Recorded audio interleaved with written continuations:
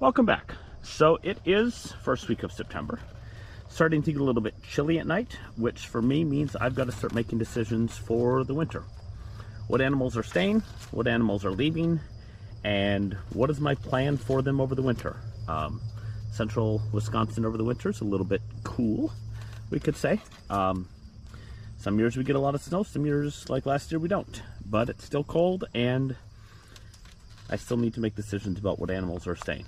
So, talk a little bit tonight about that, who I have, what my goals are for them, and how I make that decision.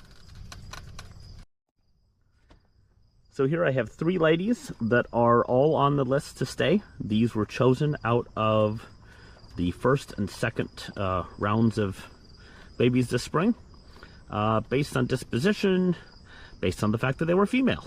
I had a lot of males this year. So these 3 are going to stay. These will be probably around October, breed them for the first time. They will each have their own separate cage. Right now I have them together because I'm moving a bunch of people around and it's easier to separate the ones I know I'm going to keep. But these 3 will be staying, and next year these will hopefully be the new moms, especially as some of my older moms get older and are replaced. So this is one of my Dutch babies, Cullen baby. She's born February 1st. She is on my list for breeders for next year. This will be the first time I'm actually raising Dutch rabbits. I wanted something a little bit smaller than my New Zealands and my silver foxes, so these were available and this is what I chose. She should be ready to be bred probably around Christmas. I will probably breed her October, November just to see how she does.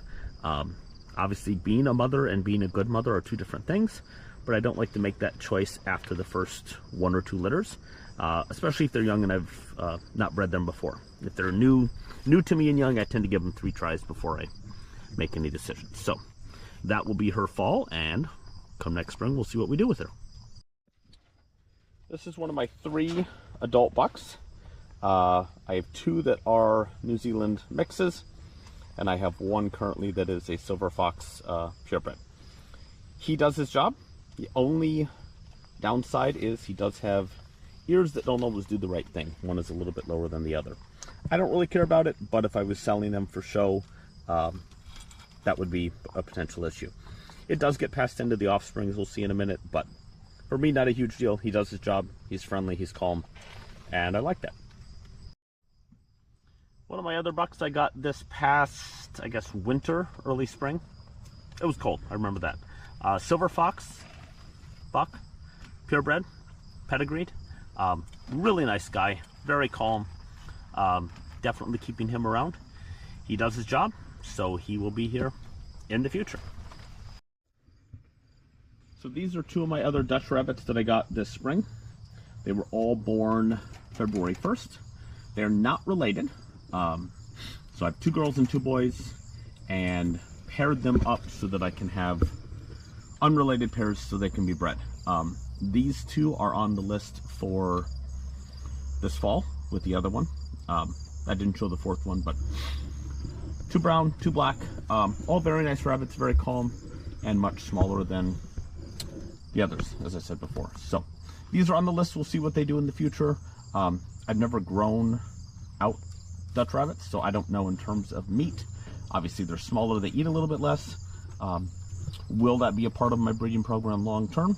That will remain to be seen based on how they do and how they perform and what that looks like probably about a year from right now. This is my fantastic silver fox mom. As you can see, she has 7 little ones in there right now. They will be moving out in about a week.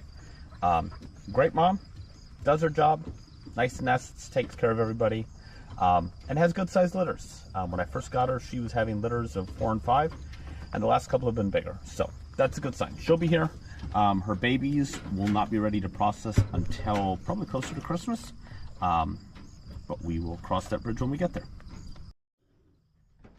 This is my Dargent doe. I do not have a Dargent buck anymore. He was on the list to be gone this summer, wasn't doing his job consistently, so I don't know if I will get her a companion or not. She's only 2 years old, so she's certainly young enough to do what I need her to do. She's definitely not as friendly as some of the other rabbits. That does go against her, but she consistently produces nice sized litters and she takes care of them. So really, for a program that's designed for meat production primarily, Homestead approach to this, she's going to stay because she does what I need her to do and when I need her to do it. So there you have it. It's not an exact science. I know some people keep a lot of records and they can tell you exactly who they keep and why and how and all that. I don't. My process is a little bit more based on my interaction with them. I want animals that I can come out with and interact with, that are as docile as these animals can get, and that are good mothers and fathers and do what they've got to do. After all, that is their purpose. That's why I have them. So anyway, I hope you enjoyed this. Have questions, ideas, comments, approaches that you use, please let me know. I'm always interested in what other people do, and how they handle that question as the cool weather approaches, especially if you're not breeding year round.